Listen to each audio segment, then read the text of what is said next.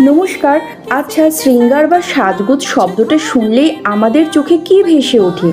আয়নার সামনে দাঁড়িয়ে কাজল পরা, ঠোঁটে লিপস্টিক লাগানো, কিংবা পরিপাটি হয়ে কোনো দামি সুবাস মাখা, তাই তো? কিন্তু আজ আমি আপনাদের এমন কিছু নারীর গল্প বলতে এসেছি যাদের জীবনে সাজগোজের কোনো জায়গা নেই। তারা সাজতে পারেন না কারণ তাদের জীবনযুদ্ধের দৌড়টা অনেক বড়। কিন্তু জানেন কি, তারা না সেজেও পৃথিবীর সবচেয়ে সুন্দর নারী।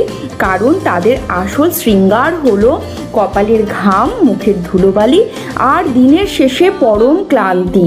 যে মা বোনটি নিজের সমস্ত ইচ্ছে বিসর্জন দিয়ে রোদে পুড়ে মাটি মেখে পরিবারের দায়িত্ব কাঁধে তুলে নিয়েছে, তাদের মুখের ওই কালো ছোপছাপ দাগগুলো কোনো খামতি নয়, ওগুলো লড়াইয়ের মেডেল।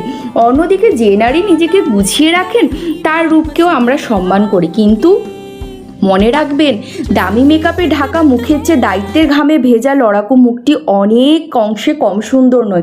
তাই বাহ্যিক চামড়ার রং বা দাগ দেখে কেউ কাউকে বিচার করবেন না। নারীর আসল শৃঙ্গার হলো তার অবয়বে থাকে না, থাকে ধৈর্যে, ত্যাগে ও আত্মসম্মানে। আসুন আজ থেকে লড়াকু নারীদের রূপকে সম্মান করতে শিখি। ধন্যবাদ।